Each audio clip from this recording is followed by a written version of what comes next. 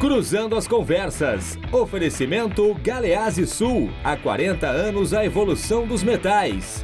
Associação dos Oficiais da Brigada Militar. Defendendo quem protege você. O Badesul valoriza você. Valoriza o Rio Grande. Conte sempre com o Badesul. E Porto Color. Boa noite, eu sou Guilherme Macalossi e você está aqui conosco em mais uma edição do Cruzando as Conversas, o seu programa de análises e debates, sempre de segunda a sexta-feira, trazendo os assuntos mais importantes que impactam na nossa sociedade, os temas candentes com a opinião dos nossos convidados. O Cruzando pode ser assistido de segunda a sexta pelos canais 24 e 524 da Claro Net TV e também pelas redes sociais, @RDCTV Digital. Estamos em todas as plataformas, no Facebook, no Twitter, no Instagram e no YouTube. Não deixe de mandar a sua mensagem, a sua participação é muito importante. O seu comentário, a sua análise, faça parte da nossa mesa de discussões. E também temos a possibilidade de você nos ouvir pelo podcast, que você pode baixar no seu smartphone para ouvir a hora que você quiser e quantas vezes você quiser. O Cruzando as Conversas está no Spotify, no Google Podcast, nos agregadores e também no nosso site rdctv.com.br.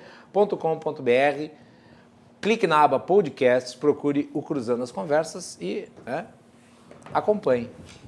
Muito bem, hoje o nosso programa vai ser para falar sobre reforma tributária e sobre o nó górdio que o governo está enfrentando nessa questão, porque as receitas elas estão extremamente comprometidas, o gasto público está elevadíssimo, não há como diminuir a carga tributária na condição atual do país, muito pelo contrário, as despesas crescentes indicam até a possibilidade de elevação na carga, por mais que o governo negue.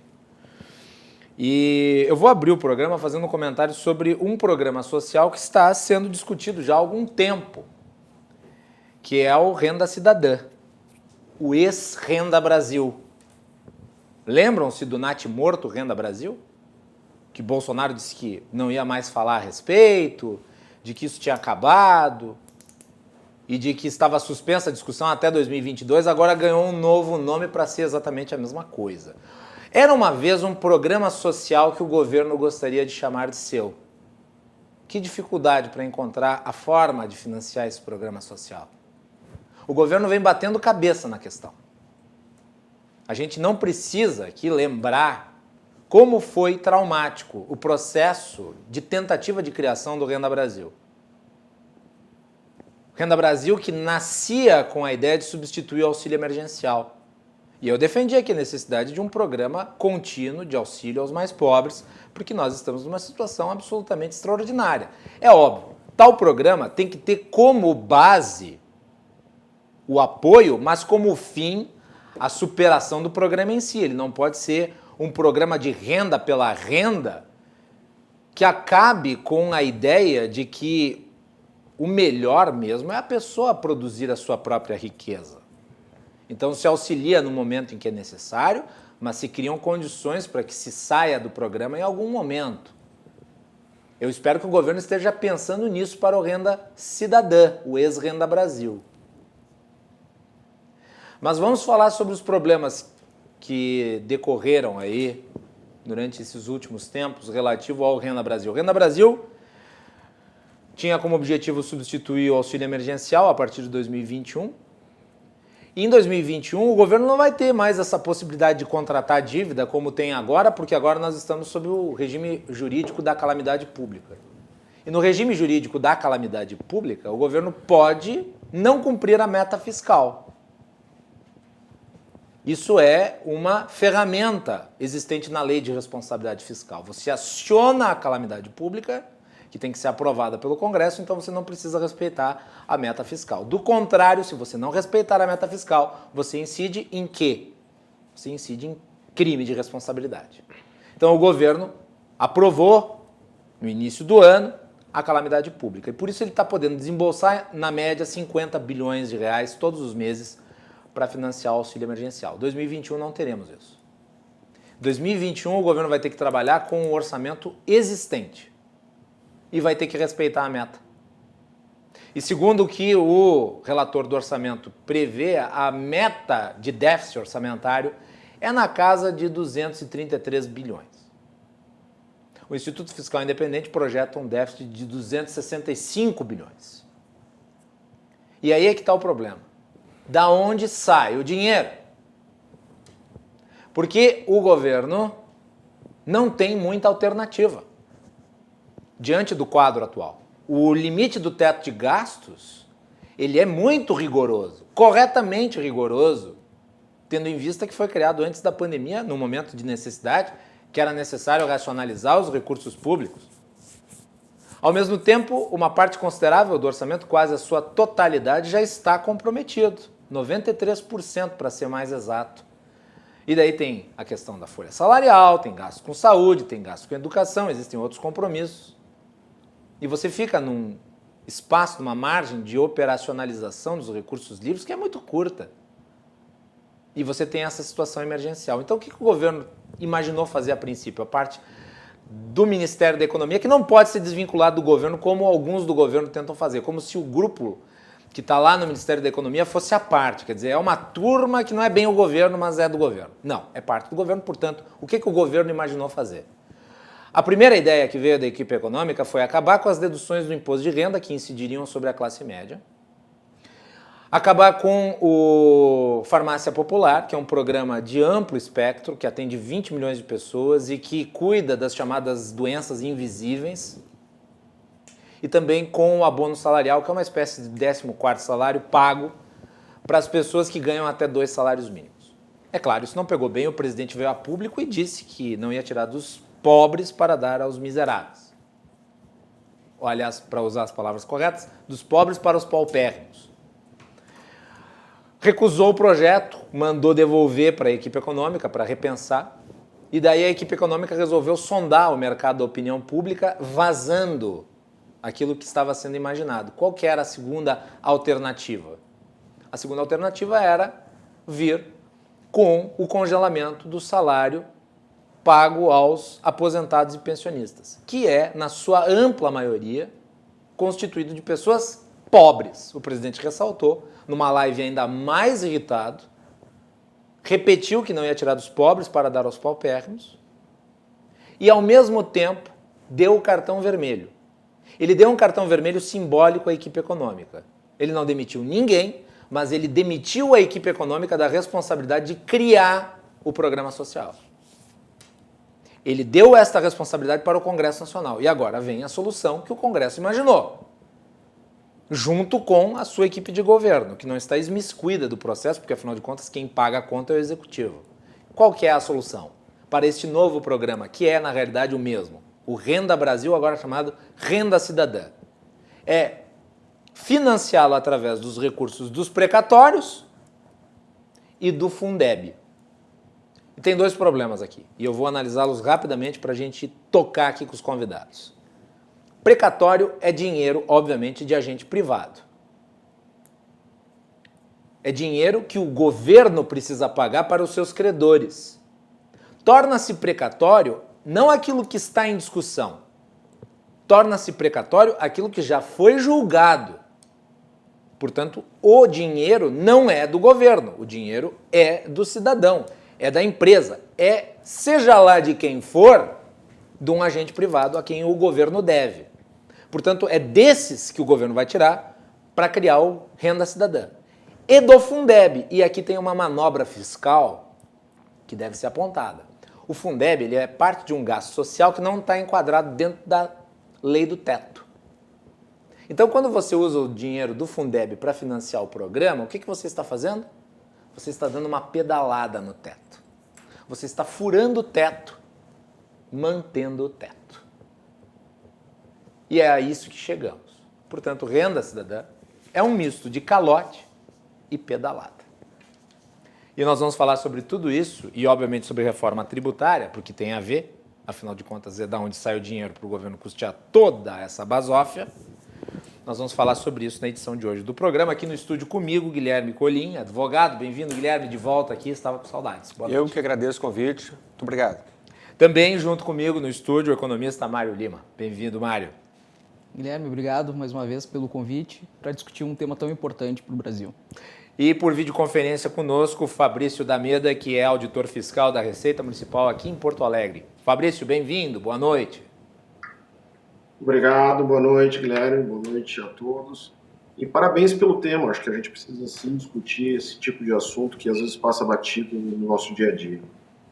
Mário, eu vou começar por ti, porque isso que eu toquei aqui eu acho que é importante. O governo está criando subterfúgio para furar o teto, na tua avaliação também? E ele tem alternativa, porque eu disse aqui, não faz uma semana, o Guilherme estava junto. Eu falei, o governo vai ter que daqui a pouco rever o teto. Vai ter que, às vezes, pode ser obrigado a rever o teto. E parece que está flertando com a ideia. Na verdade, o governo está tentando sobreviver, né? Toda essa onda, né? Que ele está, pela qual ele está passando, né? Tem um problema que é gerado justamente pela crise proveniente do coronavírus. Nós temos um problema histórico de baixa produtividade na economia brasileira, né? Um processo de desindustrialização que exige uma série de reformas, entre elas a reforma tributária, que é o que nós vamos discutir hoje aqui, que combinadas podem propiciar uma situação melhor para a economia brasileira, né?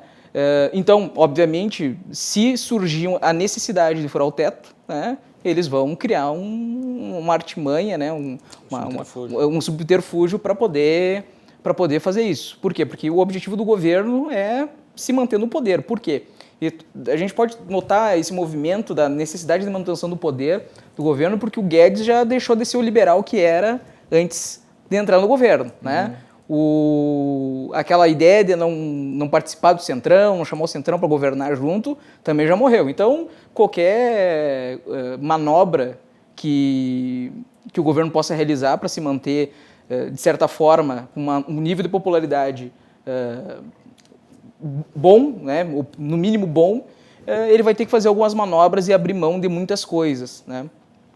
Para começar, essa reforma tributária que foi encaminhada, está sendo encaminhada pelo Congresso, pela Presidência da República, pelo governo, eu considero bastante xoxa, né? Porque nós precisamos, a matéria que está passando, que já estava sendo discutida no Congresso, era muito mais ampla, com muito mais possibilidade de crescimento do PIB, né? Em 10, 15 anos nós podermos crescer aí 10, 15 pontos percentuais, né? Que geraria riqueza, porque o problema do Brasil não é tanto a carga tributária, né? O problema do Brasil é a eficiência, a baixa eficiência do gasto público, a má qualidade do gasto público e, obviamente, também uma dificuldade de crescimento econômico, justamente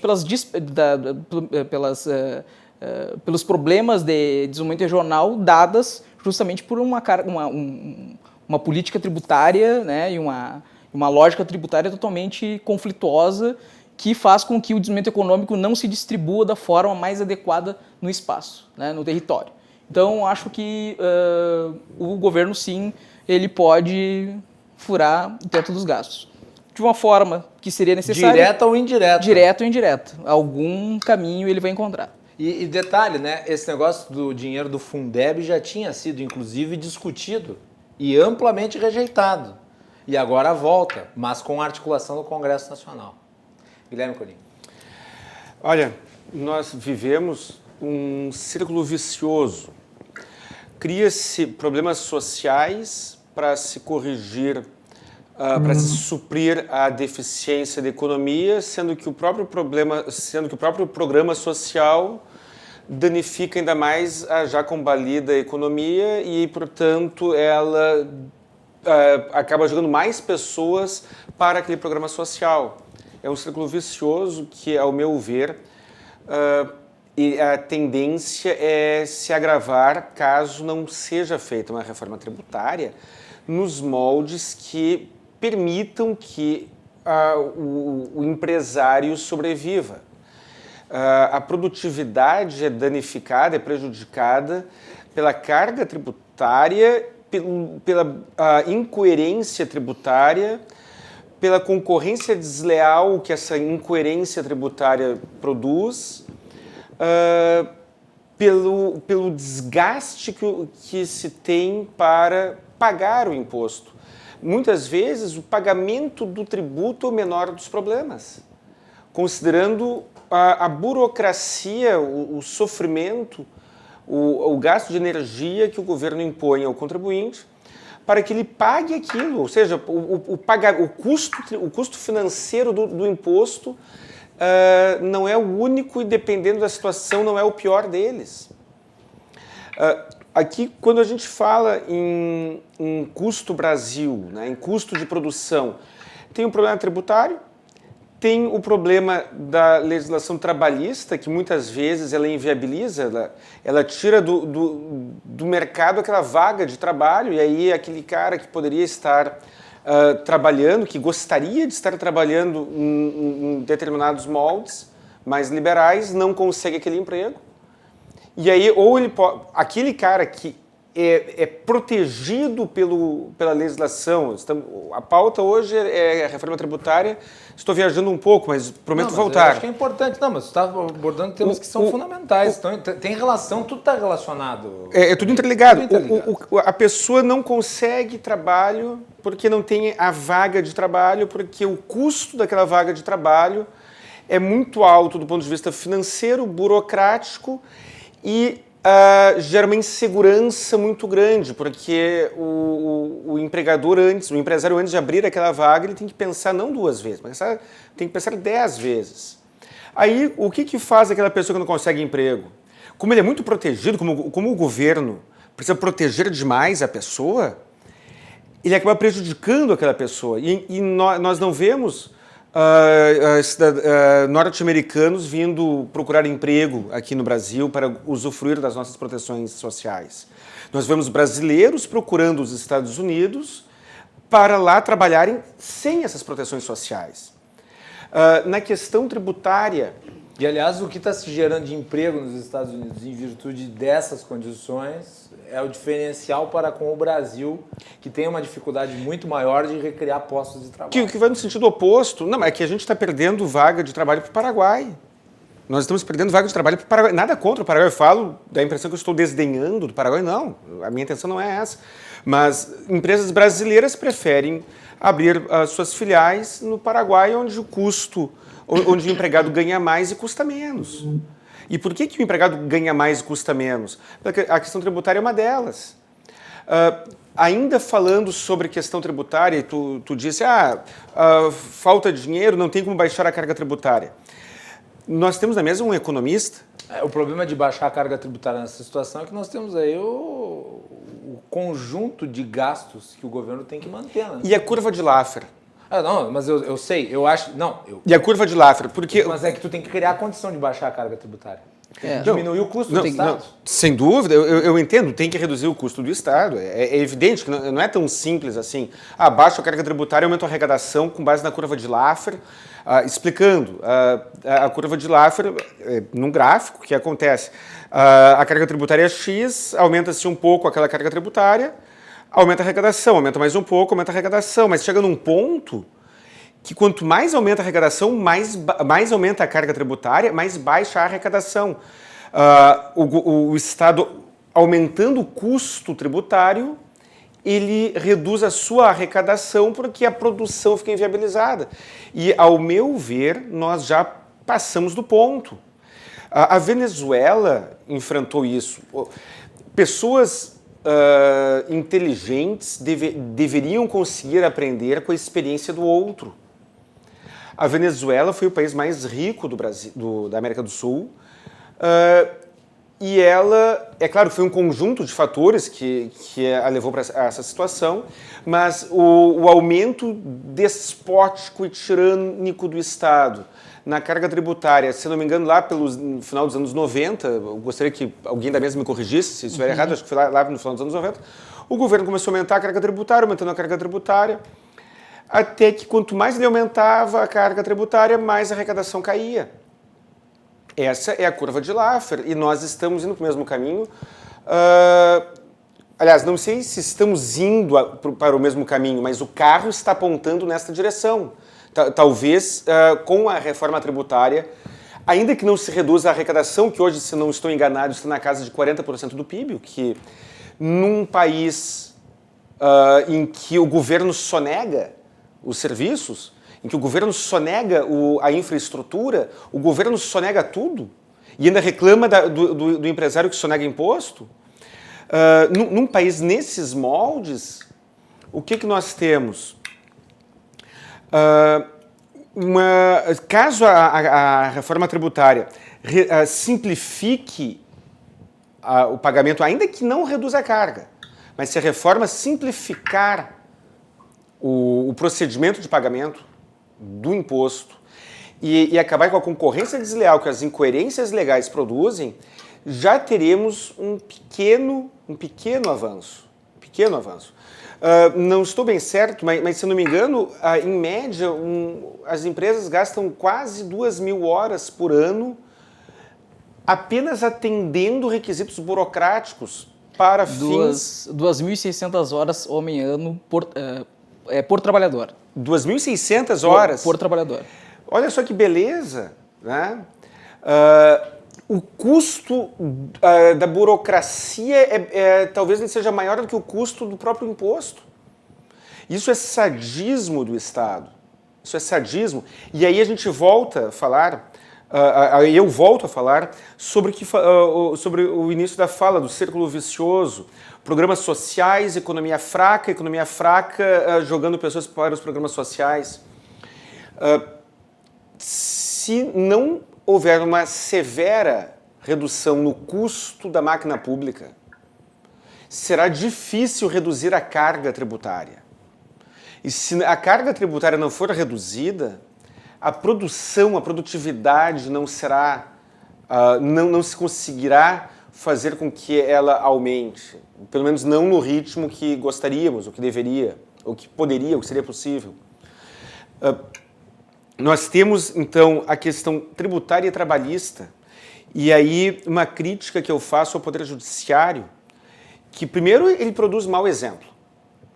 Guilherme, tu sabia quanto é que ganha um capinha? Sabe o que é um capinha? Capinha? Capinha. É um funcionário público pago por nós que ele coloca a toga no ministro do STF.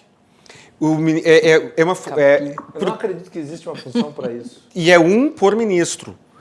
O STF tem 12 capinhas. Capinha é o apelido, não, é óbvio, né? O ministro do STF, cada um tem um capinha, porque imagina só compartilhar um capinha, né? Imagina só, tem que ter um... Ainda mais nesse tipo de pandemia, tem que higienizar a capinha, passar um álcool. Ainda mais agora, né? Mas é que isso antecede a pandemia.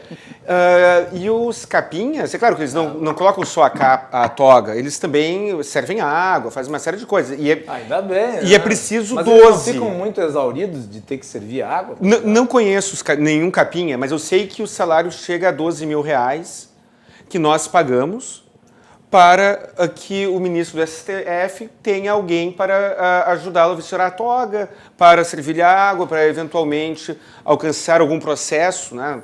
Algum processo físico, quem sabe, algum documento. E são 12. São 12. A crise brasileira não decorre do capinha, nem da lagosta que o ministro do STF precisa comer, e nem do motorista com automóvel para cada um. Não é isso. Não é isso.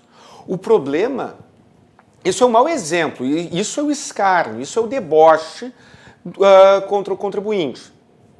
O problema não é o capinha, o problema é toda a máquina pública, essa cultura de ineficiência financeira. Lá a Constituição Federal prevê um dos princípios constitucionais da administração pública é o princípio da eficiência. O princípio da eficiência. E ele não é observado. Então, o que eu digo? Se não enxugarmos a máquina pública, a reforma tributária provavelmente não entregará o resultado que precisamos. Era isso. Muito bem. Vamos ouvir o Fabrício D'Ameda. Fabrício, qual que é a tua avaliação sobre essa questão tributária aí, que parece absolutamente indefinida? Depois nós vamos falar das atrapalhadas do governo nessa área. Isso. Eu pegando o gancho que foi falado até agora, e eu acho que assim, dá para resumir 3 grandes anseios do contribuinte brasileiro diante de uma reforma tributária, que é a redução da carga, que é a redução do custo de conformidade, como foi bastante dito, e a questão da segurança jurídica. Bom, no primeiro ponto, já está bem dito aí, tu mesmo, Guilherme, já tinha dito isso no outro programa quando falava sobre a reforma tributária do Estado. não se reduz carga tributária numa reforma tributária. Para resolver a questão da carga tributária, você precisa reformar o Estado e reduzir o tamanho dele para ter um gasto menor e então poder reduzir a carga tributária. Isso aqui a gente costuma brincar, todo mundo, acho que a grande maioria das pessoas hoje mora em condomínio. Eu estou achando a cota do condomínio muito alta, eu sinto na reunião lá com o síndico, tipo, está muito alto. Ele vai me mostrar uma relação de, olha, eu tenho a segurança, a limpeza, o que a gente corta? Então, redução de carga se faz numa reforma do Estado. Deixar o Estado do tamanho que o cidadão espera e aí paga por conta disso. Então, não é uma reforma tributária que resolve redução de carga.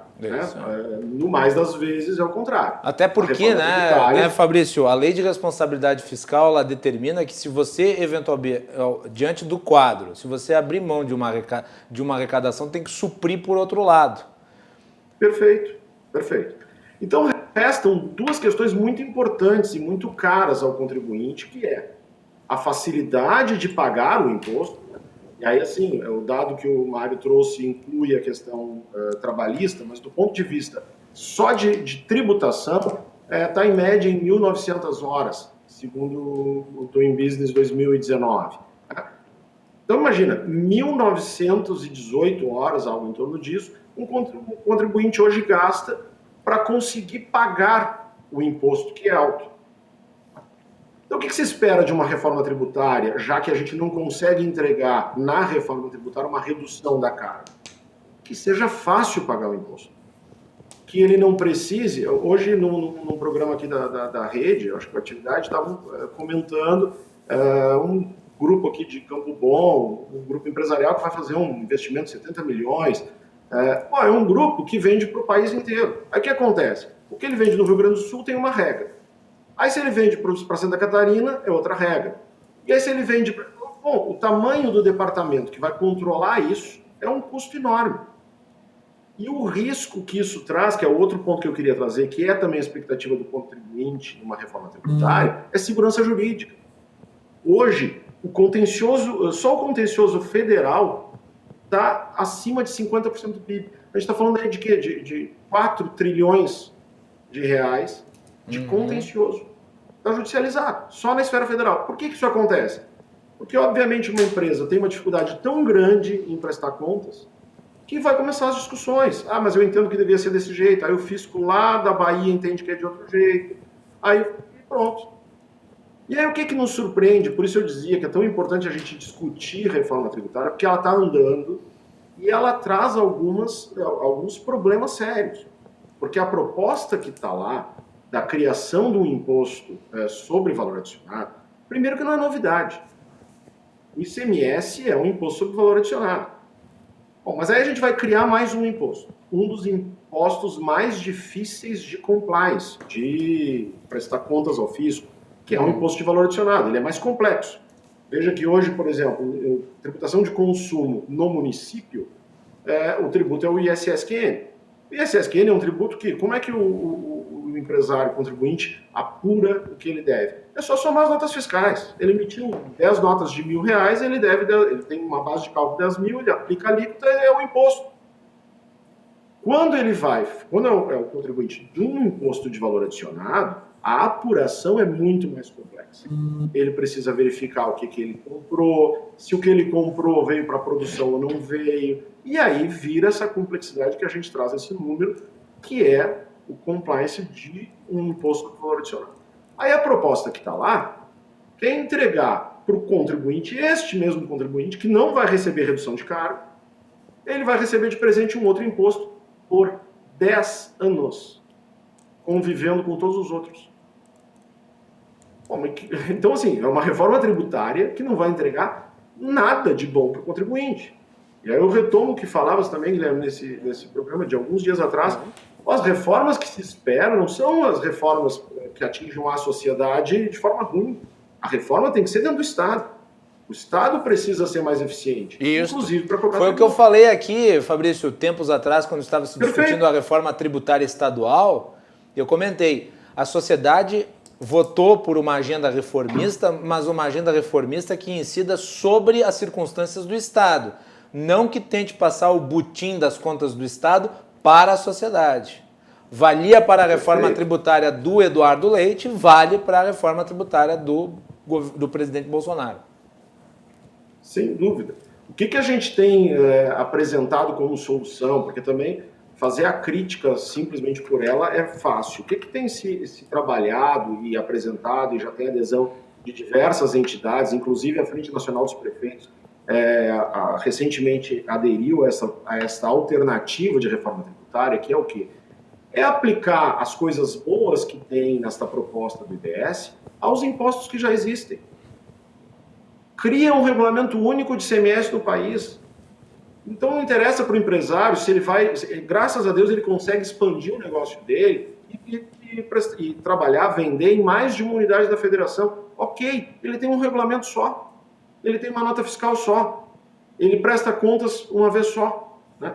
Uma alíquota única, sem a confusão de interestadual, foi para consumo, foi para revenda. Unifica, reforma o ICMS, é um imposto que tem mais de 30 anos. Não tem por que a gente trazer um outro para criar todo um problema de insegurança jurídica, né? E mais a dificuldade de compliance até que ele faça a transição. Então, reforma o ICMS, cria um imposto único estadual sobre mercadorias, como ele já é, como todo mundo já conhece, com a vantagem dele não ser 27 impostos. Mas parece que a obsessão do governo não é com o ICMS, é com a nova CPMF, né? Sim, essa é a obsessão do governo federal, mas tramita de forma bastante ágil, impulsionada pelo Congresso Nacional, a PEC 45, né, que tem a proposta dessa criação do IBS, que, a meu juízo, é um grande problema. Por que tu consideras um grande problema? Essa questão que eu trazia. Vão entregar...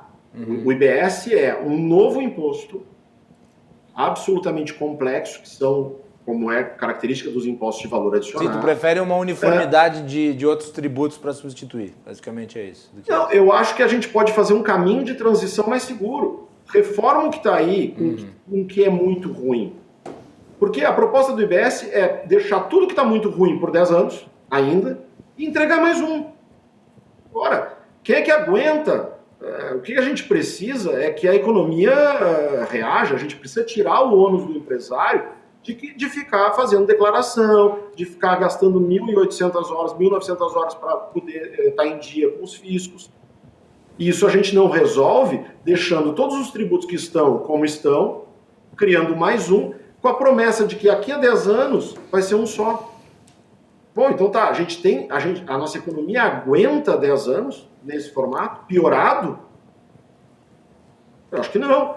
Então, o que eu entendo é que uma proposta muito mais segura é desburocratiza os impostos que estão aí, unifica o regulamento de ICMS, unifica o ISSQN, cria a proposta que tem sido apresentada e que tem adesão aí de associações como a Abraço, que é a Associação Brasileira das Secretarias de Finanças das Capitais, Frente Nacional dos Prefeitos, como eu disse, Confederação Nacional das Empresas de Serviço, que já apoiam essa proposta, a proposta de simplificar e unificar os tributos como eles estão.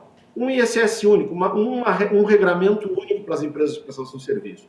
Eu não vou pegar a empresa de prestação de serviço e vou dizer, olha, por 10 anos tu continua pagando o ISS e vai pagar o IBS. Claro que do ponto de vista de carga tributária não aumenta, porque a proposta que está lá cria uma alíquota baixa no IBS e compensa com a que ele tem. Ok, mas ele já tem um imposto para prestar contas e vai ter mais um. Então, reforma o ISS, alíquota única no município, por exemplo. Hoje no município, se tu presta determinado serviço, tem uma alíquota de 2,5%, aí se tu presta outro serviço, a alíquota é 3%, aí se tu presta outro serviço, a alíquota é 4%. Uma alíquota única no município. Vai ter bastante gente que vai ter redução de carga tributária, inclusive. Né? Sistema de nota fiscal de serviços única no país. Ou seja, se eu presto serviço para 5, 6, 20, 500 municípios, eu tenho uma nota fiscal só, um local só para prestar. O mesmo vale reformando o ICMS. Tudo isso são reformas que são possíveis de fazer com mais simplicidade, porque requer menos alterações da Constituição Federal, e entregam de forma imediata ao contribuinte a simplificação. Não entrega redução de carga, mas entrega simplificação e melhora a segurança jurídica. Esses são dois itens que são fundamentais para tu melhorar o ambiente econômico. Dentro do que é possível, uma vez que, como está muito claro para todo mundo, a redução da carga tributária tem outros pressupostos que precisam ainda ser trabalhados. Então, eu acho que sim, esta seria uma forma de entregar um pouco mais para a sociedade numa reforma tributária que realmente, já de imediato, permita que tu tenha um imposto de valor adicionado que funcione, que a empresa não precise ter 27 regulamentos, que as empresas de prestação de serviço continuem só com seu imposto, sem ganhar mais um de presente, e seja também unificado nacionalmente, com a regra do jogo muito clara, sem precisar conhecer a legislação de 5.570 municípios. São reformas possíveis, infraconstitucionais, rápidas, e que vão realmente entregar alguma coisa de bom para o contribuinte. Muito bem. Acho que esse ponto, depois nós vamos, no próximo bloco, vamos deixar para entrar a questão da CPMF no próximo bloco, o governo insiste em ter uma CPMF para compensar a desoneração da folha. Eu acho que é importante também falarmos sobre desoneração da folha, porque está linkado com a questão da CPMF. Vamos fazer uma rodada rápida aqui para encerrar esse primeiro bloco sobre simplificação e redução. Me parece um consenso que hoje não existe margem para uma redução, mas a simplificação, ela é a palavra da ordem quando se trata de reforma tributária. E daí o Fabrício estava falando sobre o que se poderia fazer, ele menciona a PEC 45, que é aquela que, digamos, reúne a maior parte da simpatia dos parlamentares, né, dos congressistas. Agora, o projeto que o governo enviou, a primeira parcela, né, da reforma tributária, ela só trata da simplificação de 2 tributos, PIS/COFINS, um somatório, e esse PIS/COFINS com uma elevação da alíquota, né, para 12%. Aí não dá, né, Mário? Não, é o que eu, como eu havia dito antes, né, é o que torna xoxa a reforma proposta pelo governo, né? Por quê? Porque a reforma proposta pelo Congresso, ela tem mais lógica no sentido de reunir os impostos, tornar mais fácil o pagamento desses impostos, ao mesmo tempo reduzir a guerra tributária, né, entre estados, entre municípios, entre estados e municípios. Isso faz com que isso poderia fazer com que se propiciasse, então, um desenvolvimento territorial melhor, né, fazendo com que se distribuísse de melhor forma a riqueza, né, propiciaria o que? Um crescimento da indústria, né, que nós estamos num processo de baixa produtividade e de desindustrialização.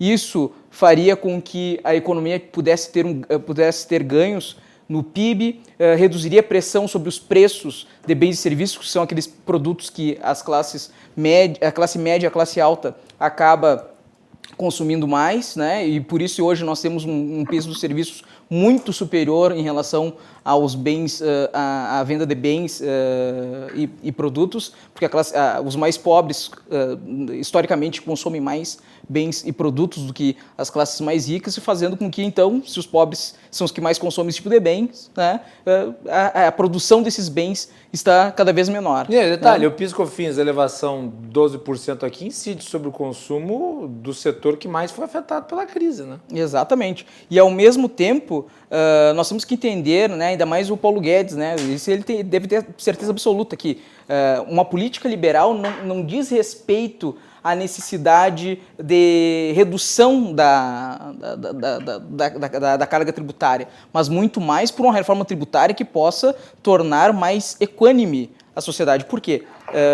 Nós temos que ter o seguinte entendimento: para nós reduzirmos o peso tributário da economia, nós temos que reduzir despesa pública. O problema é que com a despesa pública na ordem de 100% do PIB, a margem de diminuição é zero. Não, é zero. E é justamente por isso. E ajuda aos pobres nós vamos continuar dando, porque por um longo tempo. Se nós buscarmos na história políticas liberais, o liberalismo deu certo onde se teve ajuda aos pobres, né? Nós temos a lei dos pobres de 1587 lá, dos Tudors na Inglaterra, que propiciava uma situação mínima para os pobres, e aí sim, com o passar do tempo, tu vais Australopithecus do Renda exatamente, Brasil, né? tu vais incluindo os pobres no mercado, vai gerando o crescimento econômico e assim tu vai reduzindo a carga tributária. Agora, enquanto existe pobreza, não tem como reduzir a carga tributária, né? Infelizmente, o que nós podemos fazer é simplificar, propiciar um ganho econômico para o Estado, né, para a economia tendo um crescimento e propiciando uma geração de renda,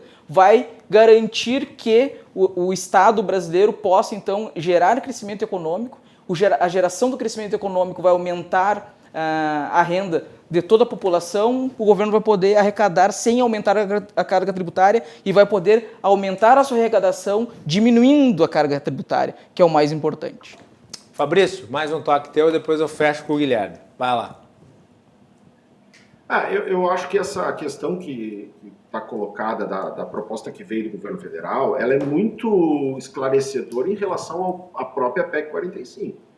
Quando tu converte um imposto que tem etapas, como é a questão da contribuição da PIS e da COFINS, que tinha ainda etapas cumulativas, e tu converte ela para não cumulativa, tu tem um aumento de alíquota.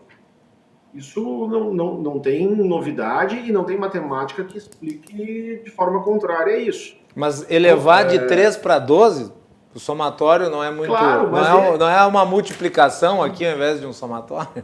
Mas, Guilherme, esse é o problema que a sociedade precisa estar atenta quando a gente ouve essa questão de que não, o imposto sobre valor adicionado é muito maior, é muito melhor. Por que o ICMS é 17% e o ISS é 5%, no máximo? Exatamente porque um é cumulativo e o outro não. Sempre que tu tributar de forma não cumulativa, a alíquota vai ter que ser aumentada para manter a carga tributária, do ponto de vista de quem recebe, no mesmo patamar. Então, o que acontece com qualquer reforma tributária que altere um imposto cumulativo para não cumulativo? Alguém vai pagar a conta de quem vai compensar. Por isso, quando vem esta proposta do governo para mexer na PIS e na COFINS, que são duas contribuições, que ainda tinham contribuintes que ainda tributavam ela de forma monofásica, com uma alíquota de 3, agora vem para 12. Não é diferente do que vai acontecer se juntar o ISS ao IBS. É muito bacana, vamos unificar um imposto, vai ser um imposto único, ótimo. Só que, veja bem, quem paga hoje 5% no máximo de ISS vai passar a pagar 20%. E é a alíquota que está colocada lá como média no país.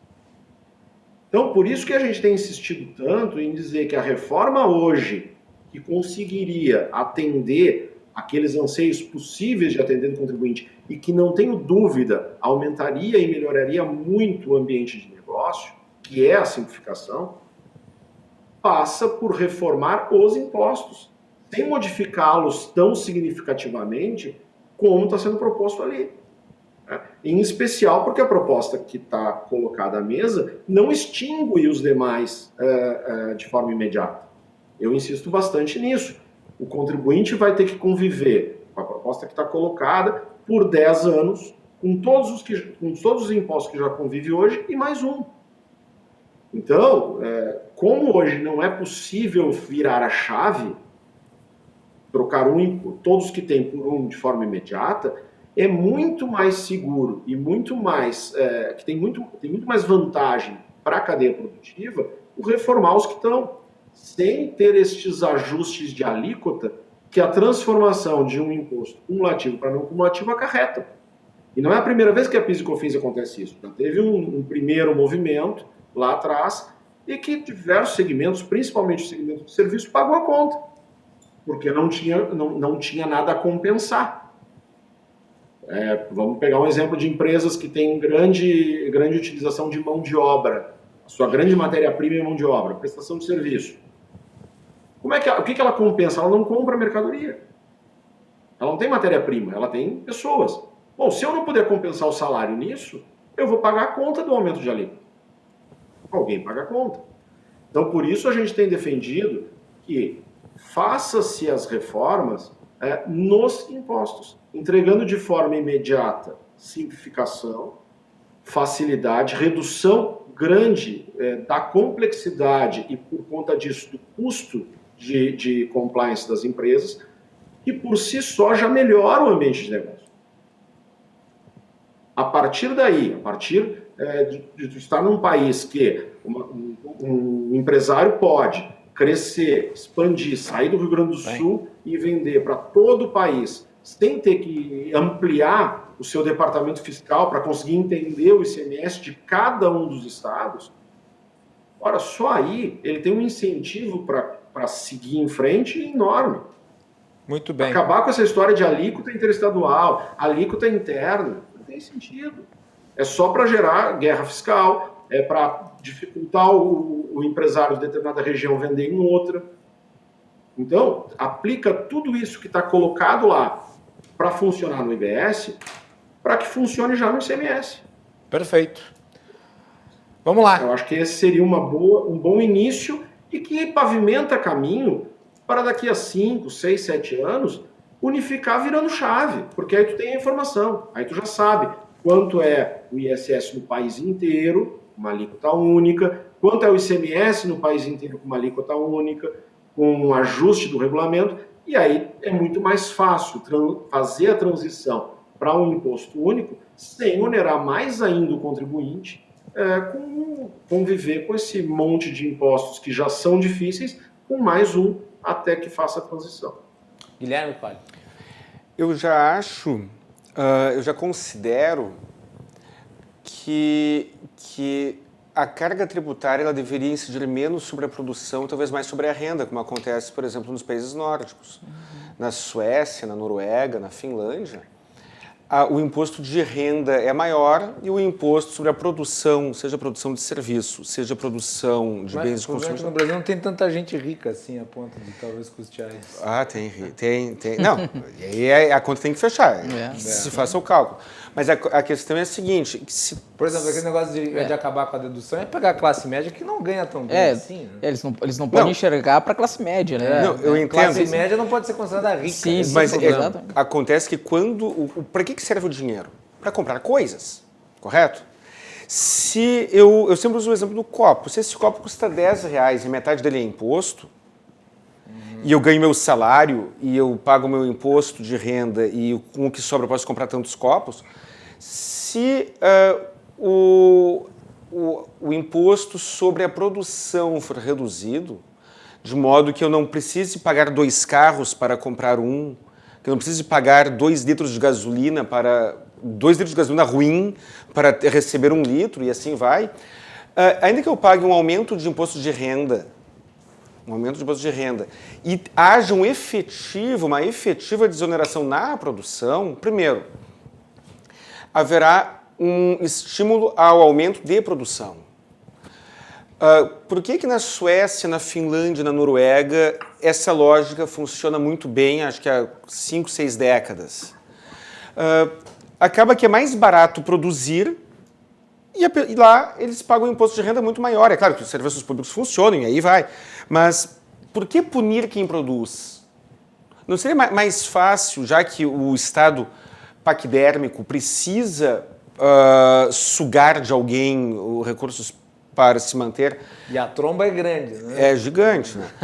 Não seria mais producente aliviar quem produz? Porque tem um efeito... Quem produz e quem consome, né? Quem produz e quem consome, exatamente. Então, se eu acumulo riqueza, se eu consigo obter uma renda muito alta, usando os serviços do Estado, a infraestrutura do Estado e tudo mais, beleza, eu pago um imposto maior. Mas quando eu for comprar alguma coisa, eu compro menos. E isso seria muito mais favorável, muito mais... estimularia muito mais a divisão de riqueza, porque quem é que gasta toda a sua renda comprando produtos ou serviços? É o pobre. O rico consegue comprar mais produtos, mais serviços e comprometer um percentual menor de sua renda. Isso aí. E aí, se eu tenho uma empresa e a carga tributária sobre ela é enxuta, eu consigo vender mais até para o exterior, quem sabe, até para as exportações, para tudo. Se torna mais competitivo. Se torna mais competitivo em todos os aspectos. Então, desestimular... nós temos uma política tributária que desestimula a produção, uma legislação trabalhista que desestimula a produção, uma sonegação de serviços e infraestrutura que também desestimulam. Nós temos aqui, quanto à guerra fiscal... E a sonegação fiscal, que muitos apontam como um problema de origem, na minha opinião, ele é um problema relativo à tributação. A sonegação vem na medida da tributação. Muitas vezes o empresário que sonega, não estou defendendo a sonegação, mas muitas vezes o empresário que sonega, ele repassa o benefício da sonegação para o produto ou do serviço. Quando você vai no açougue e compra uma carne mais barata, talvez o açougueiro o dono do açougue esteja sonegando o imposto e graças a isso que ele reduz o valor da carne que você compra. Nós temos aqui situações paradoxais. É mais barato para o empresário gaúcho abrir uma filial em Santa Catarina, produzir lá e trazer o produto para cá, suportando o custo de transporte, do que produzir aqui no Rio Grande do Sul, por exemplo. Não, e colocando pressão, né, gerando demanda na infraestrutura de transportes, né, de logística. E que gera mais um custo para o país, porque... demanda... Vamos falar de ecologia. Que é o que vai acontecer com o mercado livre. É o que vai acontecer com o mercado exatamente, livre. É contra a economia dos transportes, é uma coisa louca. É contra a economia, é antiecológico. Porque quando eu obrigo alguém a produzir aqui e trazer para cá, eu estou...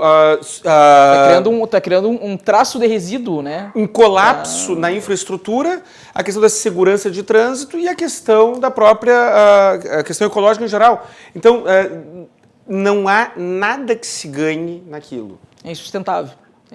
Então, por essas e por outras, eu sigo insatisfeito com essa reforma tributária que temos, menos com a proposta anterior, mas com essa também, e não vejo com muito otimismo o nosso futuro próximo. Bom, como vocês estão constatando, nós estamos aqui com uma verdadeira aula de direito tributário e com as perspectivas para o texto da reforma que, bom, aparentemente ficou ao Deus dará, né? Nós vamos continuar repercutindo isso na volta do nosso programa. O Cruzando as Conversas tem o apoio da Galeazzi Sul, há 40 anos a evolução dos metais. Também da Associação dos Oficiais da Brigada Militar, defendendo quem protege você. De Badesul Desenvolvimento, Badesul valoriza você, valoriza o Rio Grande do Sul, conte sempre com o Badesul. E Portocolor Soluções Gráficas, a Portocolor atende pelo WhatsApp e você pode enviar aí o seu pedido e ter os serviços da Portocolor na sua casa. No programa de hoje nós temos a participação do advogado Guilherme Colim, do auditor fiscal da Receita Municipal de Porto Alegre, Fabrício D'Ameda, e também do economista Mário de Lima. Nós voltamos na sequência falando sobre CPMF. Já retornamos.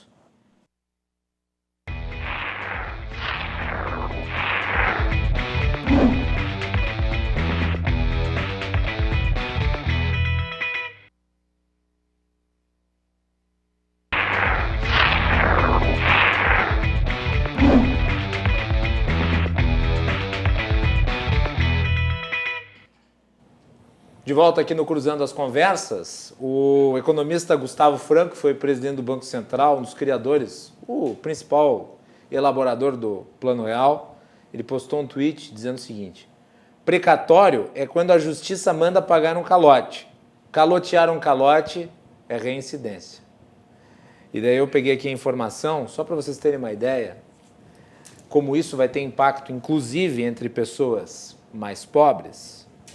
Dos 55 bilhões que estão reservados para a utilização do pagamento de precatórios em 2021, 27 bilhões são relativos a sentenças judiciais na área previdenciária.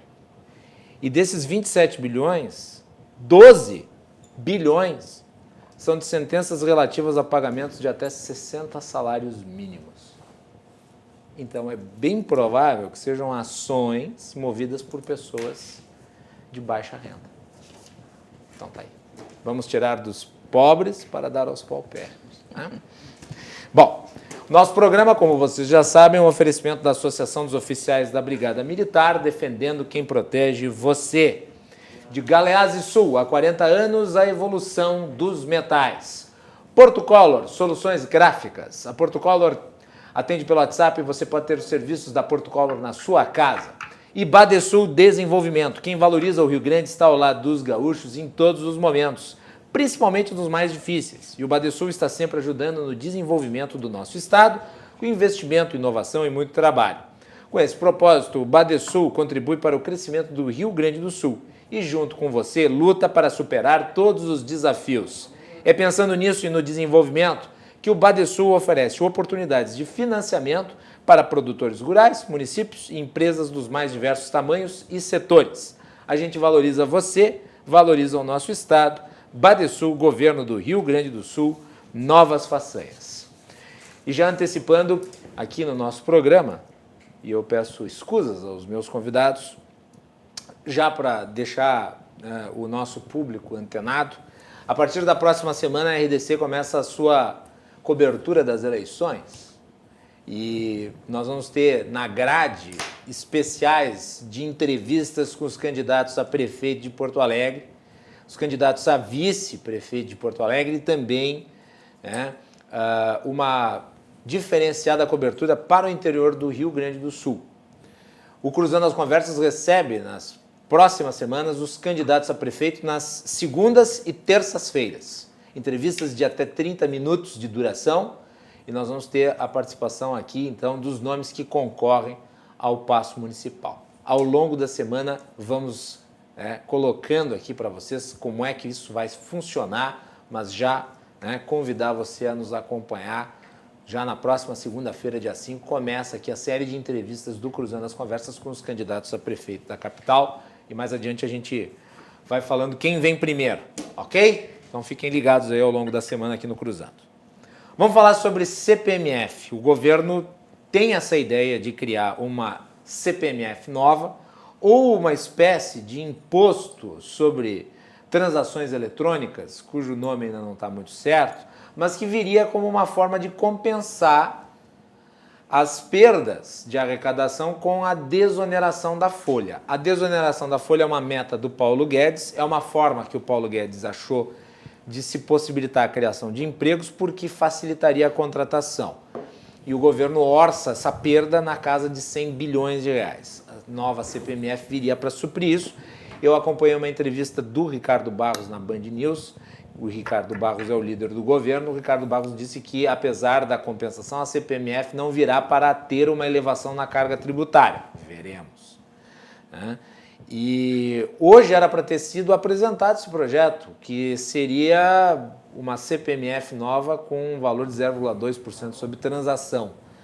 Mas houve uma bateção de pé na chamada base do governo e o projeto acabou não sendo apresentado. Era para ter sido apresentado hoje, não foi apresentado hoje, o que não deixou de ser uma certa vergonha aí para o governo. Eu gostaria da análise de vocês, considerando que nós não temos muito tempo, mas, obviamente, com espaço para vocês falarem, mas tentarem serem os mais sucintos possíveis em relação a isso. CPMF desoneração. É possível criar um imposto? Por que ele é tão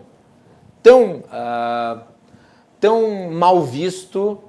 E se desoneração realmente gera emprego? Eu vou começar esse bloco pelo Fabrício. Fabrício. Eu acho que um pouco em linha com a própria fala do Guilherme Collin no bloco anterior, que obviamente a tributação sobre patrimônio e renda acabam sendo mais justas que a tributação sobre consumo.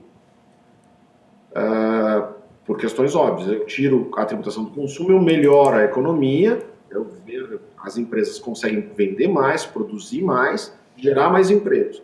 E eu torno a tributação mais justa, porque pense, hoje, quando um contribuinte qualquer compra 1 quilo de arroz, ele que ganha um salário mínimo, ele paga a mesma quantidade de imposto que um outro contribuinte que ganha 20 salários mínimos.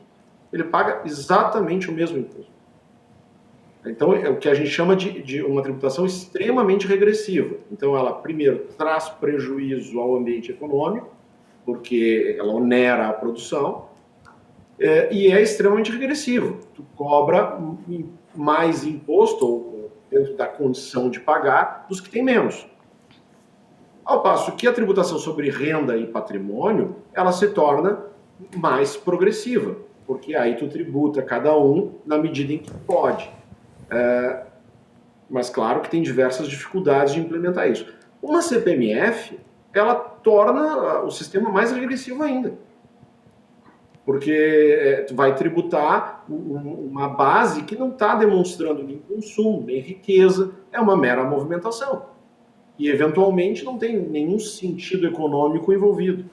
Então, me parece assim, uma solução simplista demais e que não funciona, e que vai trazer, de novo, uma grande influência na economia, porque, obviamente, o contribuinte, de uma forma geral, vai procurar modificar a sua forma de agir de acordo com a tributação que lhe é imposta.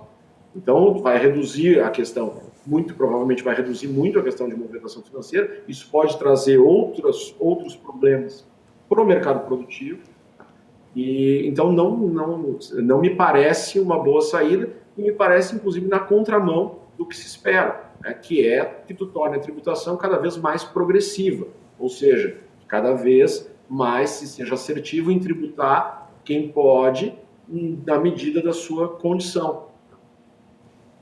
Muito bem, Guilherme Colli. Eu acho muito interessante como temas tão diferentes se relacionam. E agora eu falarei de psicologia, economia e direito. Existe uma linha, uma tese que eu respeito, mas eu estou no grupo minoritário, que diz que uma das causas da crise imobiliária dos Estados Unidos em 2008 foram os livros de autoajuda. Então, foi o Estado. É muito mal contada essa história da crise de 2008, porque o Estado ficava criando obrigações para emprestar e foi emprestando. É que na outra ponta tem o superendividamento, e aí quando se fala dos livros de autoajuda é aquela linha do você pode, você deve, você merece, e aí as pessoas se endividavam para consumir, mas aí a gente teria que ter um outro programa só para isso, porque eu acho que isso influenciou. Mas, ainda falando de psicologia e economia, existe a questão da sensação de perda. A sensação de perda, ela estimula ou desestimula algumas ações, e muitas vezes uma análise racional demonstra que aquela sensação de perda ela é mais de perda maior, ou a sensação de não perda pode ser ilusória. A CPMF ela é uma alíquota baixa, aparentemente baixa, e o consumidor vai ali, passa um cheque, emite, faz alguma operação. Cheque? Passa um cheque, né? Isso é antigo. Para comprar um auto, para abastecer o auto, ou comprar uma pantalona, quem sabe, né? Ele vai ali passar um cheque, uma duplicata. Bom, ele faz uma transação de pequeno valor de consumo natural, e aquela alíquota é pequena. Voador. Um cheque voador, cheque boi, né? Aí ele acha que aquele tributo é pequeno, porque são só 0,2%. Só que esse tributo ele gera um dano muito grande na economia. Já a tributação sobre transações eletrônicas, em certa medida, ele combate a concorrência desleal. Vamos imaginar, Guilherme, que eu trabalhasse numa loja de sapato e tu numa loja de bicicleta. Ok. Aí eu pego e compro bicicleta pela internet e tu compra sapato pela internet, porque é mais barato, mais fácil, mais rápido. Aí eu perco o meu emprego e tu perde o teu. Porque na minha loja de sapato, todo mundo comprando sapato pela internet. Não, acho que eu trabalho na bicicleta. Mas você não está punindo a inovação tecnológica? Quer dizer, em certa medida, porque sim. Porque agora, com esse negócio da pandemia, o setor eletrônico ajudou a salvar muitos empregos. Mas eu não sou contra o... Só veio o que essas empresas de distribuição, essas empresas que têm lojas virtuais... Eu não quero punir e não quero inibir, mas se vai ter que tirar imposto de algum lugar, eu penso que o comércio que mais gera emprego, talvez ele deva ser um pouco poupado da concorrência, ou não vou dizer concorrência desleal, então, mas da concorrência desigual com outros setores. Então, mas aí nós vamos entrar numa rota de colisão de opinião aqui, vamos entrar. Tu não acha que no fim das contas, tu desestimular uma área da economia que agora está começando a girar de uma forma muito mais rápida do que girava antes, que está agregando muito valor e que está contribuindo para que a queda do PIB não seja tão alta quanto acabou? Isso depende a diferença entre o remédio e o veneno pode ser a dose. E eu acredito que quando eu pego aqui, estamos em Porto Alegre, e eu vejo que a rede aluga-se, ela é a rede que mais se expande em imóveis comerciais, em bairros bons e antigamente, outrora concorridos, tem placas de aluga-se em tudo que é canto. Não estou defendendo a preservação ou a inibição do desenvolvimento. Estou apenas... Até porque as outras concorrentes podem criar suas próprias lojas virtuais, ora. Podem, só que socialmente isso gera um dano. Por quê? Vários imóveis vazios e a eficiência produtiva... que no Brasil se criou a ideia de que investir em imóveis é bom. Não é bom, não. É dos piores investimentos o menos ruim. Bom, aí a gente pode debater... Não, mas é verdade. Isso é uma falsa sensação que se tem. É que no Brasil a ideia de investir é muito rara. Eu uso a rede aluga-se de imóveis como um sinalizador da decadência de setores econômicos. E não me parece razoável se pretender que em grandes empresas, ou empresas pequenas que seja, precisem concorrer de maneira tão desigual. Posso fazer uma provocação? Porque nós estamos discordando aqui, eu acho bom, porque até que enfim a gente discordou, né? Vamos discordar hoje. Vamos fazer aqui, pode ser um exemplo. Mas um detalhe, em certa medida. Ok, eu sou favorável a não ter imposto e enxugar o Estado. Compreendo. Agora, se vai ter tributo, penso que o setor eletrônico, o setor do comércio eletrônico, ele tem mais pulmão para suportar isso. Mas tu imagina se alguém tivesse dado a ideia lá na época em que o Graham-Bell inventou a lâmpada, de taxar as empresas... o Graham-Bell inventou o telefone. Aliás, o Thomas Edison. Na época do Thomas Edison, que ele inventou a lâmpada, taxassem os produtores de lâmpada para preservar os pequenos comerciantes de vela? Aí seria um absurdo. Nesse caso seria um absurdo. Não é a mesma coisa. Não é a mesma coisa pelo nível de amadurecimento de setores. E como eu falei, a diferença entre o veneno e o remédio pode ser a dose. E se aquela tributação se precisa ser de algum lugar, aquele setor que já está mais enxuto, talvez ele tenha mais pulmão para suportar aquela concorrência. Eu não concordo com isso. Respeito. Tudo bem, vai lá, Mário, vai lá. Não, mas o Guedes está tentando dar um jeito nisso. O Guedes está tentando colaborar em relação a isso. Está tentando dar um jeito nisso. Por quê? É que o Estado presume que o cara vai ter mais fôlego. Como é que o Estado sabe? Nós temos que ter a seguinte compreensão. Todo mundo quer ter propriedade, todo mundo quer viver num país capitalista. O capitalismo não proporciona segurança, ele proporciona liberdade. A liberdade é a nossa segurança. Né?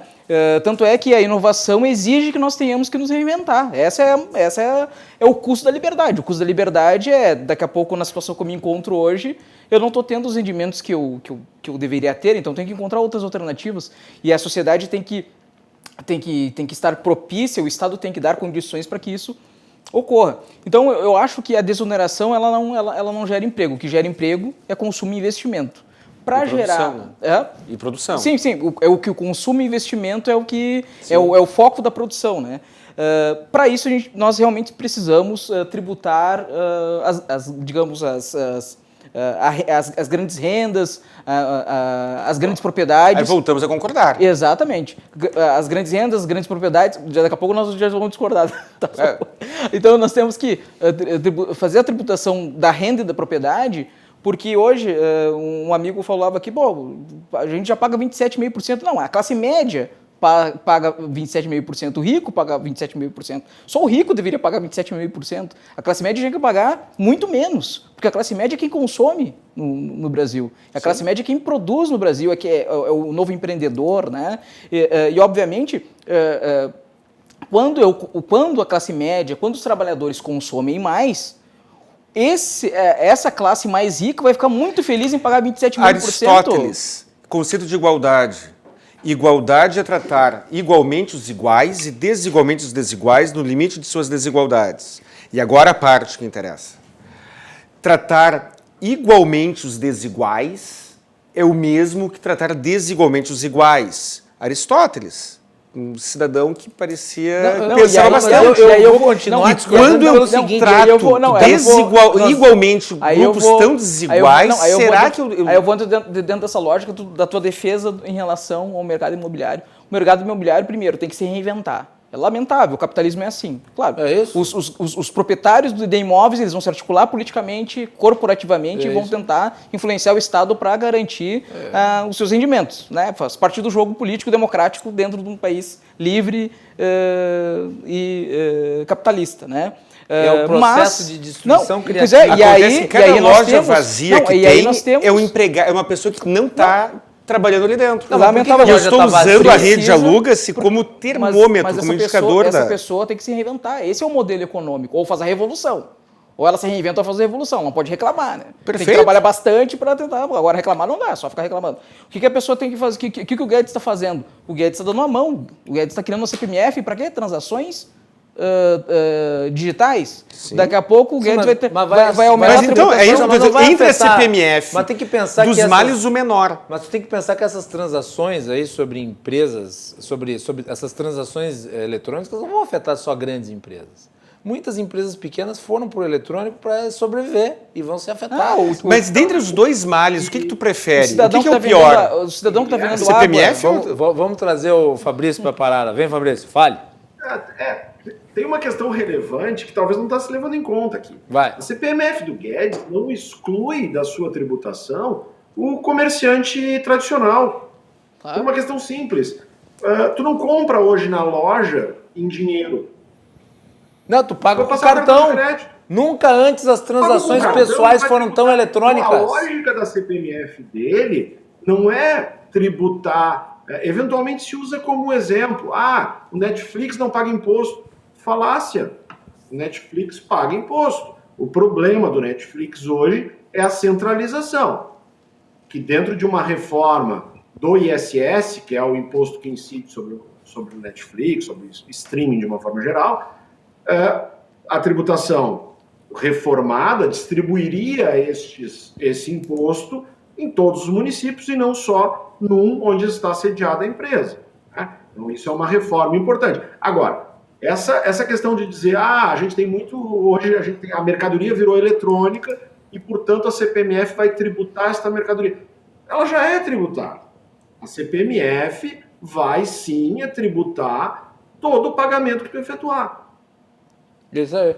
E E é muito que diferente não da seja antiga em dinheiro. CPMF, que era só as transações dentro do banco. Essa vai ser muito mais ampla. Exatamente. Isso. Exatamente. Então, quer dizer, não se trata de taxar mais um determinado setor ou outro. Eu acho que a CPMF traz de ruim uma regressividade em todo o consumo. E aí daqui a pouco tu vai voltar a uma era, tu vai chegar no lugar para comprar e ele vai dizer assim, não, se tu pagar em dinheiro, sai mais barato. Tu vai desestimular a compra com cartão. E aí nós voltamos naquele modelo Exatamente. econômico que valoriza lá Quer dizer, o imóvel, lá cara, eu dou exemplo, E aí tem mais tô uma dando exemplo questão do que eu acho imóvel. relevante nessa discussão, é que, de um lado, a gente está defendendo que o imposto bom é o imposto sobre valor adicionado.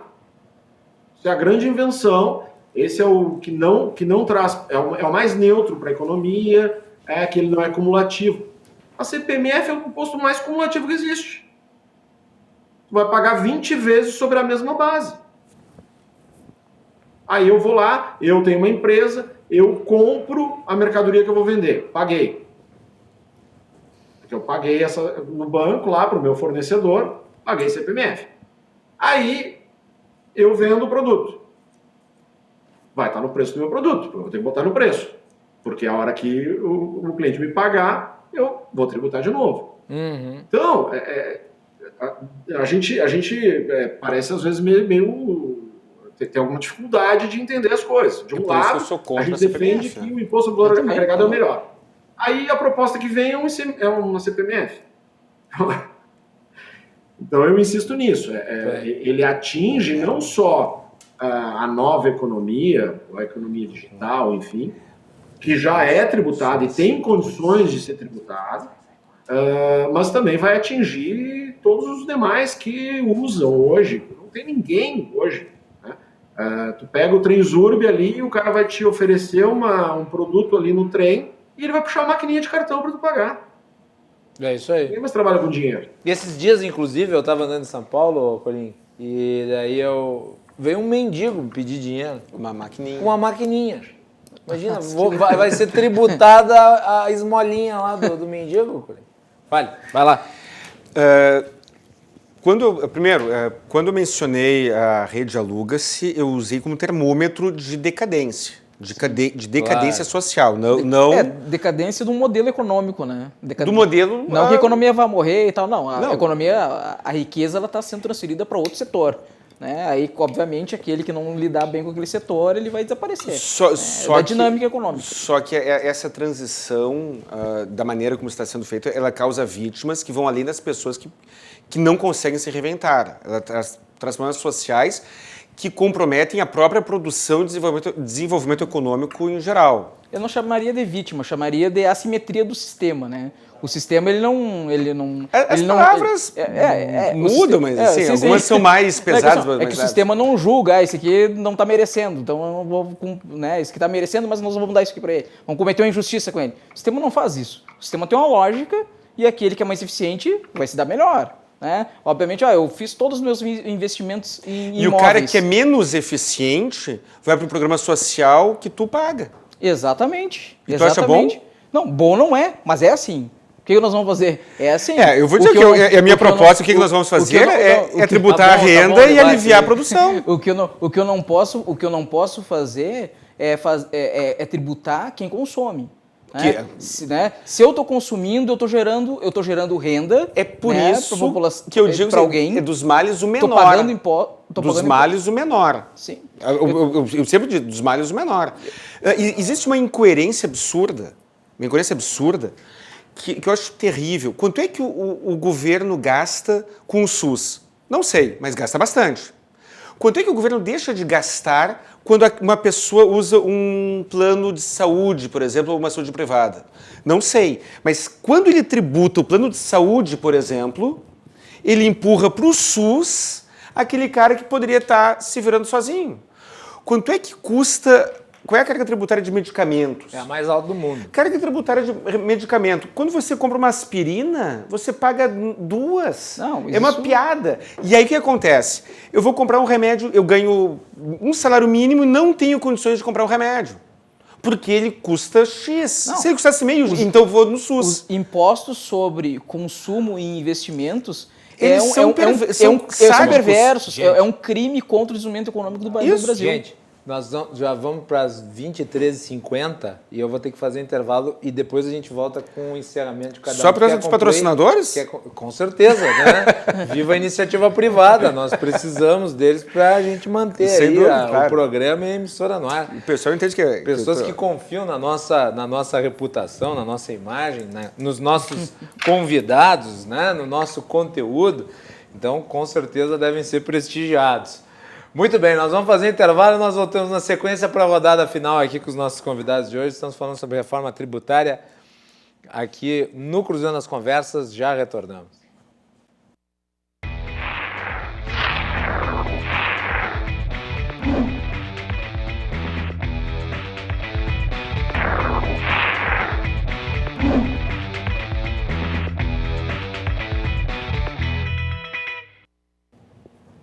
Último bloco do Cruzando as Conversas de hoje, nós estamos numa animada discussão sobre reforma tributária.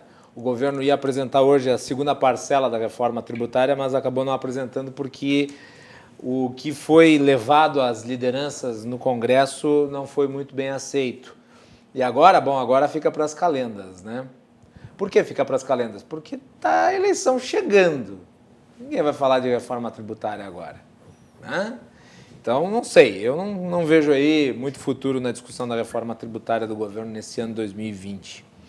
O nosso programa vai ao ar sempre de segunda a sexta com o apoio da Galeazzi Sul, há 40 anos a evolução dos metais. Portocolor, soluções gráficas. A Portocolor atende através do WhatsApp e você pode ter os serviços da Portocolor na sua casa. Associação dos Oficiais da Brigada Militar e do Corpo de Bombeiros, defendendo quem protege você. E Badesul Desenvolvimento. Badesul valoriza você, valoriza o Rio Grande do Sul. Na edição de hoje do nosso programa, Guilherme Colim, que é advogado, Fabrício Dameda, auditor fiscal da Receita Municipal de Porto Alegre, e Mário de Lima, economista. Vamos aí para a rodada final, nós estamos já no limiar do encerramento do programa, não vamos ter mais uma sessão de debates como tivemos nos últimos 2 blocos, mas eu acho que apontamentos finais cabem aí, e eu gostaria de agradecer os 3 pela participação na edição de hoje. Vou começar pelo Mário de Lima. Mário. Não, a minha primeira mensagem. Mas não precisa correr, pode fazer. Para terminar. Pode falar. A minha participação no programa é, primeiro, Guedes, não tribute a classe média, não tribute os trabalhadores, abandone a ideia de CPMF. Né? CPMF não cabe no momento histórico que o Brasil vive hoje. Nós precisamos de uma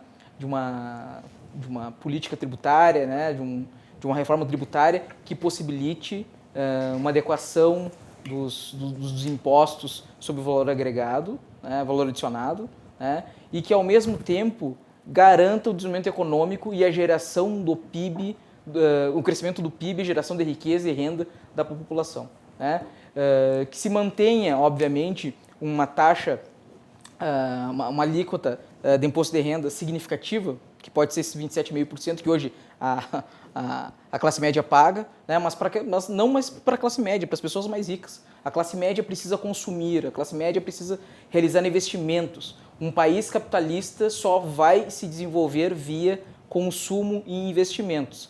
Se tributar a classe média, que é aquela que consome, é aquela que investe, o Brasil nunca vai gerar os investimentos necessários e o crescimento necessário que nós tanto esperamos, que nós tanto precisamos. Né? A política mais liberal que nós podemos fazer hoje no Brasil não é baixar impostos, é fazer uma reforma tributária junto com todas essas reformas, porque a intervenção estatal no Brasil é justamente esse modelo tributário que gera uma guerra fiscal e que esculhamba o mercado. Né? Então, a reforma tributária é um dos principais instrumentos para que o Brasil possa, então, garantir o desenvolvimento econômico que nós tanto esperamos. E já de imediato agradeço a participação, Macalossi. Foi um prazer, Guilherme, e um abraço também para o Fabrício. Aliás, agradecer ao Mário pela indicação da participação do Fabrício. Espero contar, Fabrício, com a tua participação aqui no nosso programa em outras oportunidades também. O teu ponto final. Claro, a gente está à disposição. Também agradeço o convite e para finalizar, colocar muito isso, assim, reforçar essa questão de que a reforma tributária que o país precisa hoje, que o contribuinte brasileiro precisa hoje, é algo que entregue algo de melhor a ele. Né? Que, como tu disseste no outro programa, que a reforma seja interna e não contra a sociedade. Então, assim, a sociedade não precisa de uma CPMF. A sociedade, os empresários em especial, não precisam de mais um imposto para conviver com os que já estão aí. E o que se precisa, sim, é reformar os impostos que estão aí. Acabar com esse manicômio tributário que é vender mercadoria no país hoje entre unidades da federação. Precisa ter um regulamento único de CMS, que o empresário saiba como adimplir o seu imposto de forma rápida, objetiva, independente de para onde ele vendeu, independente de onde ele tem operação. Da mesma forma, para o contribuinte de serviços, que ele não tenha que pagar um outro imposto que não tem nada a ver com o negócio dele, que ele continue pagando o imposto que ele já está habituado e que também seja reformado, assim como os tributos federais. Então, reformas em cada imposto, cada um dos impostos, ao invés de uma unificação que só acontecerá daqui a 10 anos, reforma cada um, entrega a simplificação, entrega, já que não se consegue entregar ainda uma redução da carga tributária, que se entregue uma melhor competitividade, que ele consiga focar no negócio dele, não precise gastar 2.000 horas por ano para pagar imposto. Tá? Então, acho que é isso a nossa expectativa. Eu vou tomar a liberdade de divulgar um site que chama simplificajá.org.br, que trata dessa proposta, dentro da reforma tributária, dentro da PEC 45, uma emenda que visa essa questão que a gente tem trazido aqui. Simplificar cada imposto para efetivamente entregar para a sociedade algo melhor. Não consegue entregar uma redução da carga tributária ainda? Ok, mas precisamos entregar simplificação. precisamos reduzir o custo de conformidade do contribuinte, que já paga a conta alta, para que a gente consiga gerar um ambiente de negócio que melhore a economia, por consequência melhore o emprego e o país, a gente acabe com as placas de aluga-se aí, a economia reaquecendo. É o que a gente tem expectativa. Te dar os parabéns, Guilherme, pelo programa. Obrigado. Eu acho que é fundamental que se abra espaço para discutir esses assuntos que às vezes passam despercebidos e que estão tramitando lá no Congresso Nacional e que mudam a nossa vida. Muito obrigado, agradeço também aos colegas, ao debate extremamente rico que se fez aqui e fico à disposição. Muito bem, mandar aqui um abraço para Geni Galvani, que nos acompanha lá de Balneário Camboriú, em Santa Catarina. Mandou uma mensagem aqui, obrigado pela audiência aí. Que saudades de Balneário Camboriú. Obrigado, meu Dindo mora em Balneário Camboriú aí, o César e a Udi, meus tios, beijo para eles. Obrigado, Geni, pela mensagem, pela audiência. O Elvis Santos faz algumas provocações aqui, eu vou ler uma delas. Ele diz que geralmente por trás do discurso liberal de menos Estado, tem um liberal que deseja menos Estado para o povo, pagadores de impostos, e mais para si, linhas de crédito do BNDES. Bom, sobre isso eu vou fazer 2 apontamentos muito específicos. Primeiro, que quem defende isso aqui, liberal não é, tá? Porque os liberais, eles defendem sim a existência do Estado, mas eles defendem que a tributação seja na medida dos serviços e que os serviços sejam limitados. Quer dizer, o Estado não vai viver se esmiscuindo na nossa vida em qualquer circunstância. Com relação a linhas de crédito, é óbvio que existem muitos bancos de fomento e que desempenham um papel importante. Agora, qual foi o governo que mais abriu linhas de crédito? Foi o governo dos liberais ou foi o governo do PT em se tratando de BNDES? Inclusive alguns investimentos muito curiosos, como em Cuba. A gente tem que colocar essa pergunta no ar, né? E por fim ele comenta sobre o teto de gastos de 20 anos, que é igual a jabuticaba, são criações exclusivas do Brasil. O teto de gastos deve ser uma jabuticaba igual à lei de responsabilidade fiscal. Nós temos que entender que o teto de gastos é importante, até porque a dívida pública estava explodindo, continua explodindo, exatamente porque agora nós não cumprimos a lei de responsabilidade. Vai ser um problema se o teto de gastos, vai ficar pior a situação. E é importante dizer o seguinte, o teto de gastos, Elvis, o teto de gastos foi fundamental, talvez você não saiba disso, mas o teto de gastos foi fundamental, eu falo com o maior respeito, foi fundamental para a economia que o Brasil fez e que possibilitou investimento nesse momento. Porque quando você congela a sua despesa pública, você permite baixar a taxa de juros. E você economiza recursos. E com a economia de recursos, você pode investir num momento extraordinário como é esse o caso. Então vamos pensar bem o que é teto de gastos. Teto de gastos tem função. Não é a esbórnia das finanças. Tá aí então. Guilherme Colim, muito obrigado. Hoje nós discordamos. Mas faz parte do jogo. Discordemos outras vezes. Estava ansioso por esse momento. Discordemos outras vezes. Vai lá, finalizando. A dica que eu dou para o cidadão, para a população em geral, para aqueles que me escutam, é um convite para reflexão. Nós criticamos os nossos políticos porque em ano de eleição eles adotam um critério em que eles preferem agradar o eleitorado do que se preocupar com a eficiência financeira. Existe, então, um conflito de interesses inevitável por parte do gestor público. Mas e o eleitorado? Como é que ele se comporta? Será que quando nós, eleitores, nos comportamos, e aí eu não falo de mim, não estou fulanizando, não estou falando de nós, a população em geral, nos comportamos de maneira infantil, muitas vezes, pleiteando um paternalismo que é contraproducente? Será que nós não temos nossa parcela de culpa? A minha consciência é limpa porque eu sempre fui contra o paternalismo, eu individualmente falando. E convido que você pense sobre isso. A conta tem que fechar. Eu acho que todos os programas que eu vim aqui, todas as vezes que aqui estive, falei isso, a conta tem que fechar. E a postura demagógica do governante de dar recursos, bolsas, o que for, sem se preocupar com a eficiência financeira, quando ele trata o dinheiro público com menos cuidado do que eu e você tratamos o nosso dinheiro doméstico, quando ele age com esse nível de irresponsabilidade, será que, em certa medida, nós, a sociedade, não temos a nossa parcela de culpa? Será que quando o governante, o administrador público é pressionado a deixar de tomar medidas impopulares, mas que são necessárias, assim como o remédio pode ser amargo, será que nós não temos a nossa parcela de culpa? Que sentido faz o brasileiro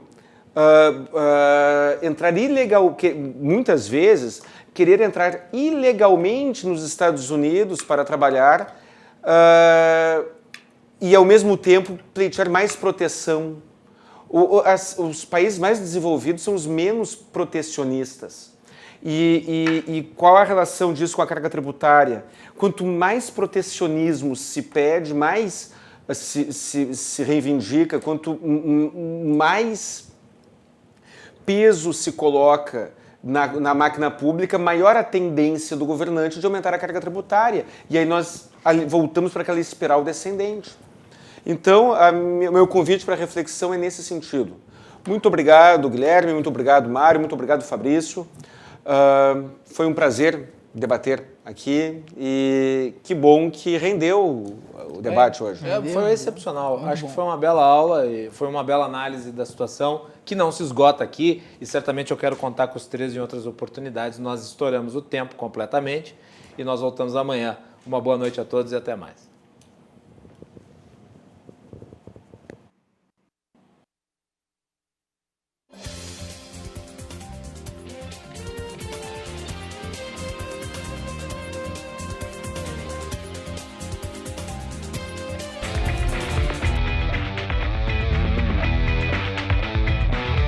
Cruzando as conversas. Oferecimento Galeazzi Sul. Há 40 anos a evolução dos metais.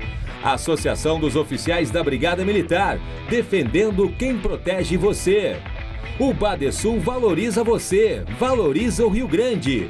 Conte sempre com o Badesul. E Porto Color.